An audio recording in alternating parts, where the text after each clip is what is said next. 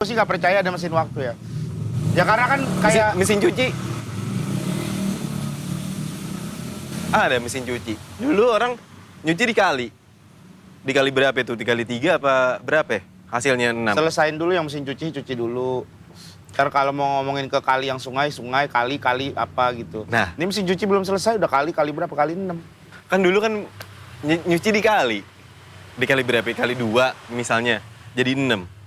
Sekarang ada mesin cuci. Nggak perlu tuh orang nyuci dikali. Nggak perlu.